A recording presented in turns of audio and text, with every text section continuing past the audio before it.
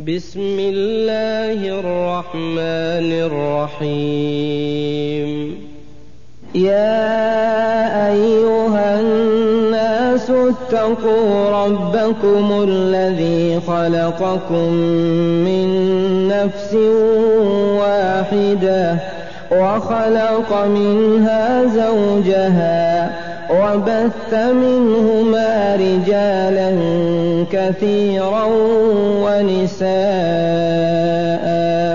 واتقوا الله الذي تساءلون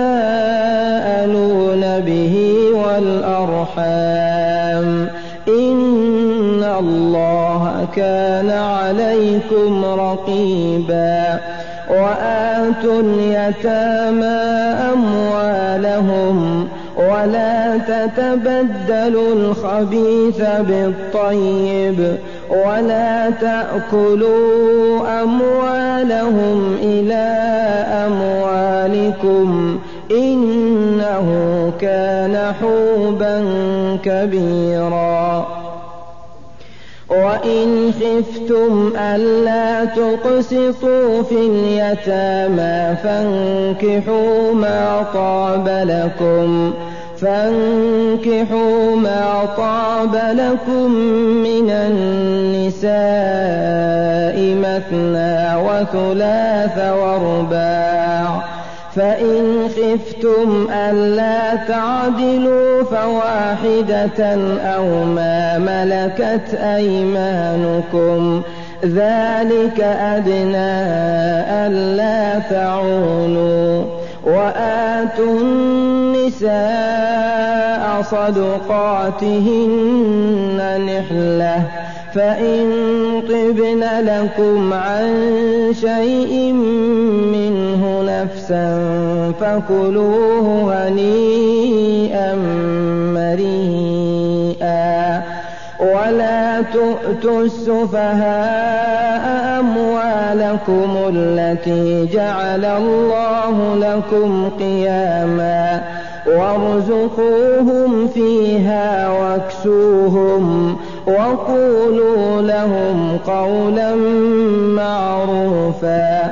وابتلوا اليتامى حتى إذا بلغوا النكاح فإن آنستم منهم رشدا فادفعوا إليهم أموالهم ولا تأكلوها إسرافا وبدارا أن يكبروا.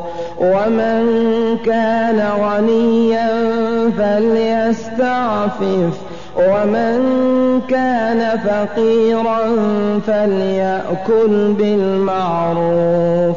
فإذا دفعتم إليهم أموالهم فأشهدوا عليهم وكفى بالله حسيبا. للرجال نصيب مما ترك الوالدان والأقربون وللنساء نصيب مما ترك الوالدان والأقربون مما قل منه أو كثر نصيبا مفروضا. وإذا حضر القسمة أولو القربى واليتامى والمساكين فارزقوهم منه وقولوا لهم قولا معروفا.